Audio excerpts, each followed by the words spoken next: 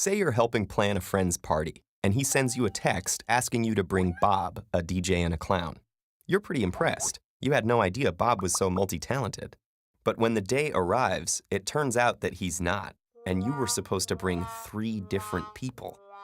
As you and Bob sit at the silent, clownless party, it occurs to you that the confusion could have been avoided simply by using another comma after DJ.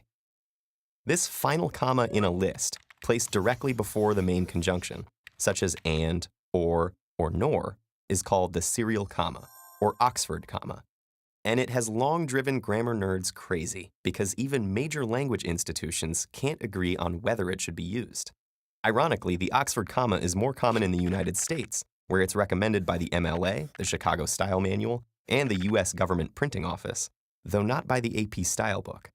In the UK and other English-speaking countries, most style guides do not support the comma's use, with the exception of its namesake, the Oxford University Press. Why not use the serial comma?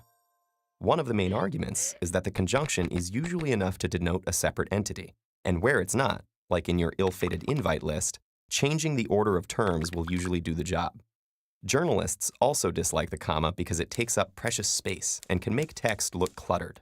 Sometimes it can even create confusion of its own. For example, if your friend had asked for Bob, a DJ, and a puppy, you'd probably figure out that they're 3 separate beings. Puppies are cute, but they don't make great DJs.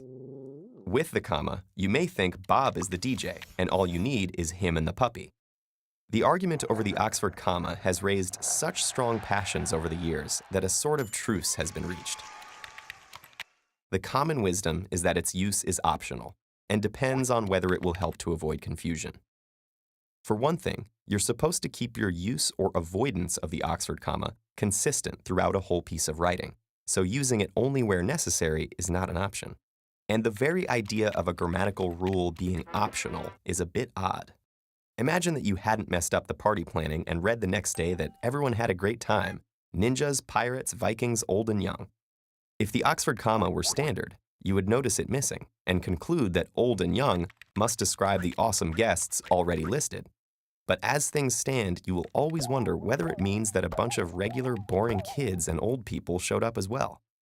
Ultimately, the serial comma may be useful or annoying, but your opinion on it, as for many optional things, probably has something to do with whichever style you were raised on. Your high school teachers favored it? It's likely you're still using it.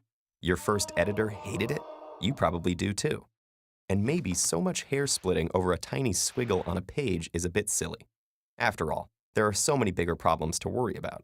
But sometimes little things can make a big difference.